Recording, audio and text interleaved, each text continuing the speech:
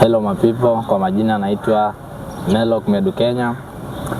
Ni kiongozi wa Dumsa Sports. Niko na kiongozi hapa wa Dumsa. Tunamuomba ajitambulishe kwa majina yake, atatuambia yeye ni nani na maswali mengine ambayo tutauliza hapa.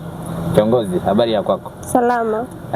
Tunaomba ujitambulishe kwa majina yako. Asante. Habari za wakati huu? Kwa majina naitwa Neema Thomas, ni katibu mkuu Dumsa. Tunaomba kiongozi utuambie Dumsa ni nini? Dumsa ni taasisi au tunasema ni jumuiya ya wanafunzi wanaosoma vyuo vikuu na vya kati hapa Dar es Salaam. Yaani kimaanisha kwamba Dar es Salaam University Maasai Student Association. Je, Dumsa ina malengo gani?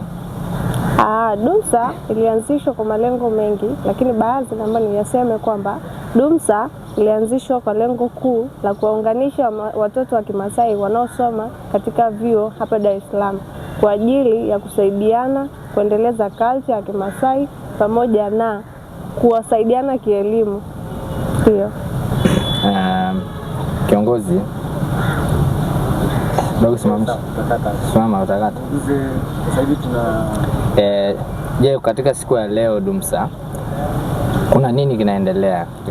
Siku ya leo ya tarehe 25 mwezi wa 4 kuna screening ya viongozi wanaowania nafasi mbalimbali ngazi za mkoa. Nikisema ngazi za mkoa ina maana Dumsa, ambapo viongozi mbalimbali wamejitolea kuwania nafasi mbalimbali kama mwenyekiti msaidizi, katibu msaidizi na nafasi zingine, ambayo baada ya hapa majina ya wagombea ambao wamepita watatangazwa kwa ajili ya kuruhusu kampeni ili waweze kuwania nafasi za uongozi.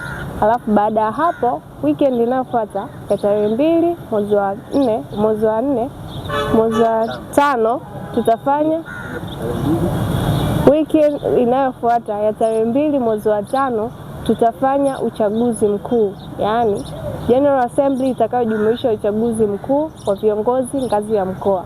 Kwa hiyo ndio kinachoendelea kwa sasa kwenye Dumsa. Kiongozi, unamshauri nini mtu ambaye hayupo Dumsa na yupo katika mkoa wetu wa Dar es Salaam? Ninamshauri kwamba jiunge na Dumsa. Dumsa imekuwa kama familia. Dumsa imekuwa kama chanzo cha kuwakutanisha Wamasai kutoka sehemu mbalimbali. Tunaendeleza culture, tunakuwa na graduation na ukaribisho wa mwaka wa kwanza, tunafanya sherehe nzuri, tunasaidiana.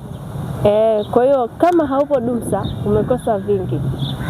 Karibuni Dumsa, tunawapenda sana. Asante sana, tunashukuru kiongozi. Karibu tena kwa mahojiano nasi. Asante sana. Hii inaitwa nini? Tobiko Media. Karibu sana Tobiko Media. Asante.